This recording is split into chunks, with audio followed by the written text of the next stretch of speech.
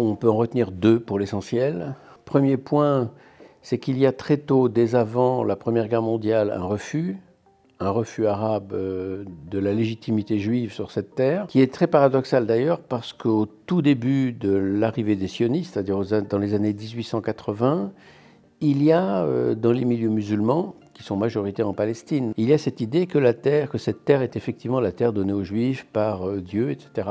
Et très rapidement, ce type de vision, qui est une vision coranique, passera au second plan. Et le deuxième point qui perdure jusqu'aujourd'hui, c'est que ce refus arabe de la présence nationale juive souveraine sur cette terre est très tôt un refus islamisé à partir des années 1925-1926 à peu près.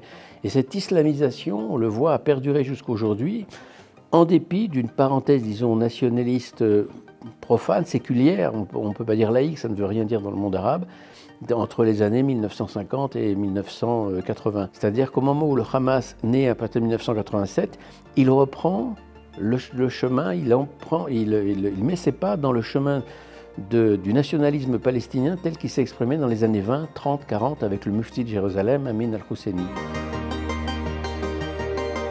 Il y a un point qui est central et qui court tout au long du siècle et tout au long du refus arabe de la présence juive souveraine sur une partie de cette terre, car les Juifs n'ont jamais prétendu accaparer toute la terre de Palestine, c'est ce qui fait la condition juive dans l'espace arabo-musulman, c'est-à-dire la condition de dhimmi. Cette condition de dhimmi a été abolie par l'Empire ottoman au milieu du XIXe siècle. Elle a été abolie de facto par les colonisations et aucun État arabe indépendant n'a rétabli la condition de dhimmi. Sauf que dans les mentalités, dans les têtes, cette condition perdure et si on fait l'économie de cette analyse, on ne comprend pas pourquoi ce conflit a une telle longévité alors que c'est finalement un conflit, comme disent les géostratèges, de basse intensité. C'est un conflit qui est très limité géographiquement et qui concerne à peine 12 millions d'habitants.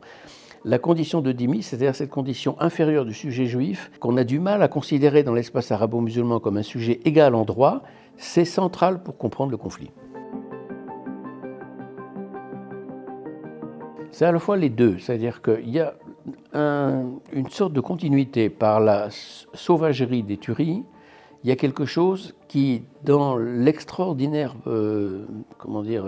débauche de cruauté qu'on a vu à partir du 7 octobre autour de la bande de Gaza, il y a quelque chose qui fait penser au massacre de 1929, où en matière de cruauté et de sadisme, quand on lit les rapports de la police anglaise ou le rapport du journaliste Albert Londres, par exemple, ou du sénateur français Justin Godard, qui est venu en voyage en Palestine pour voir de visu ce qui s'était passé, on ne peut pas ne pas faire le rapprochement. Bon.